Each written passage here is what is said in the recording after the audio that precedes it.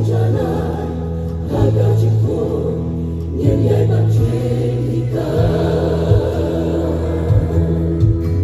kita sibuk